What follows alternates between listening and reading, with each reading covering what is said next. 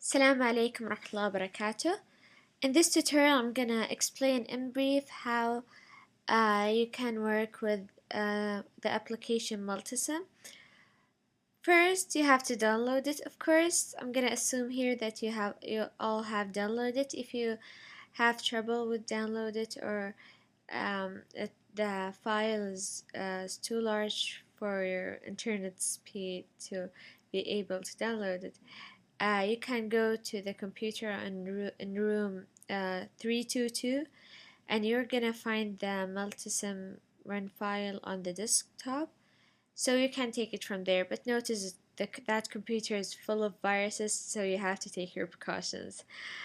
So I'm gonna assume here we have downloaded, and then open it, of course.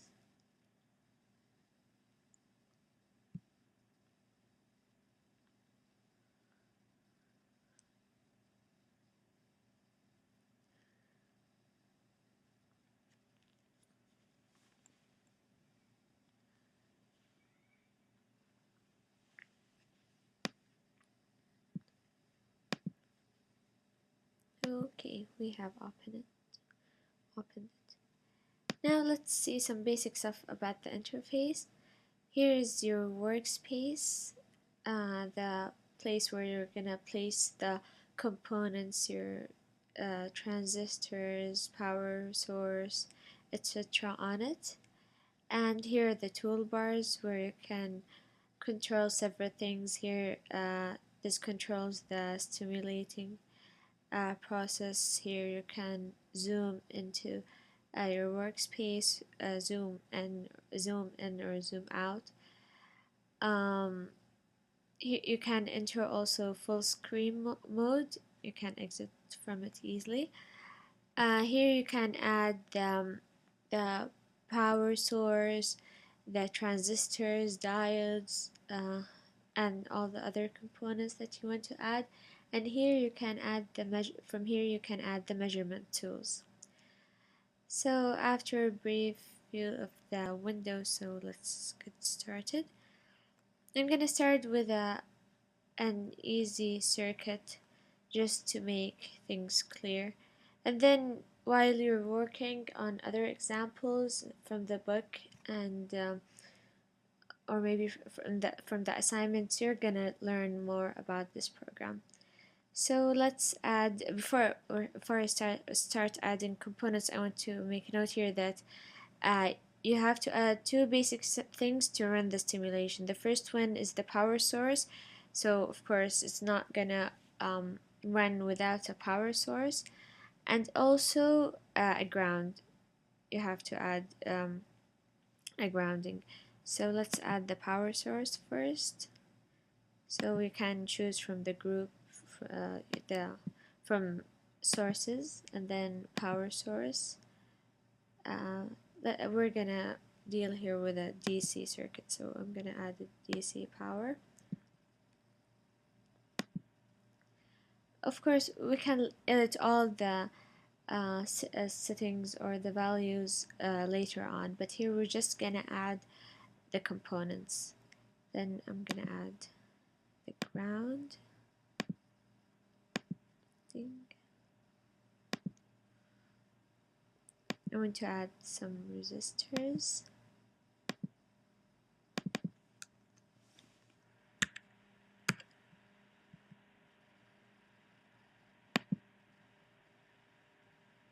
Look here, you can specify the tolerance, you can specify the type, but here we're gonna put default resistors. Maybe you're gonna ask for some of these settings in the assignments. I don't know actually.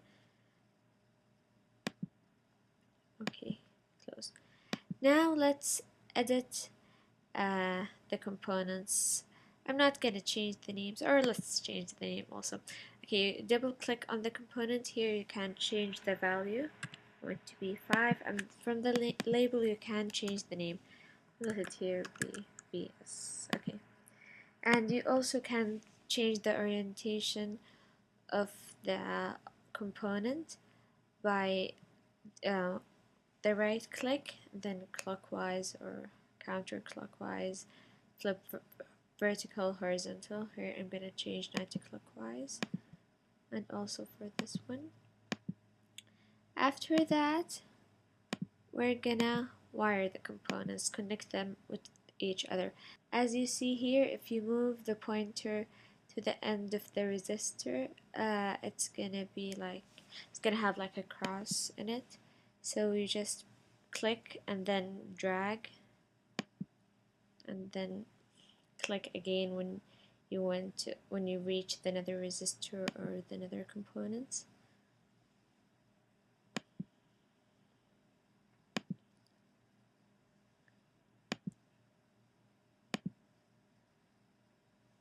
Okay, that's nice.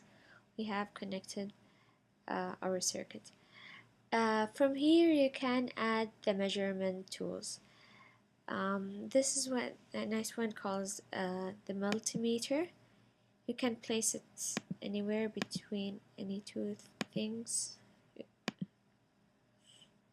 and it can measure the voltage, the current, um, or I think this is for AC and DC. And also there's another thing called measurement probe.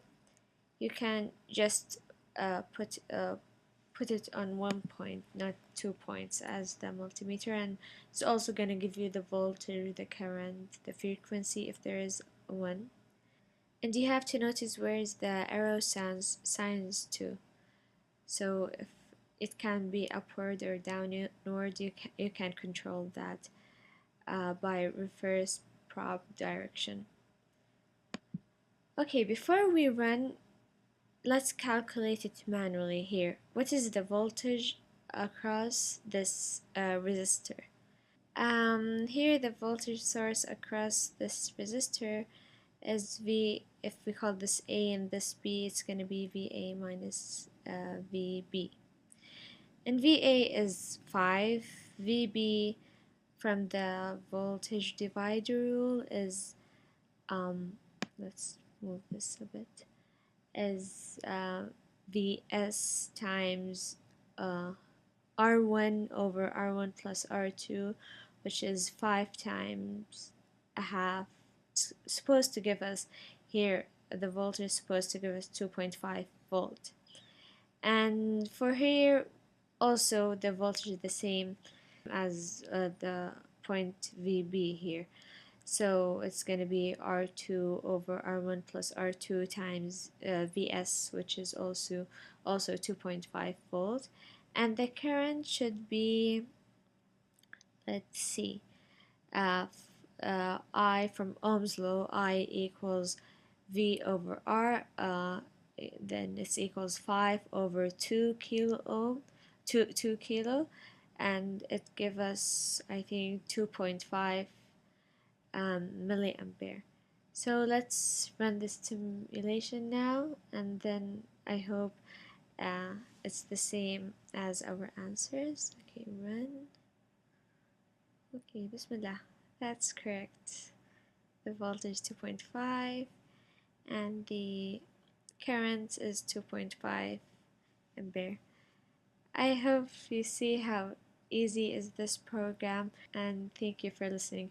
For the next tutorial, I'm going to display some examples from the book, so wait for it.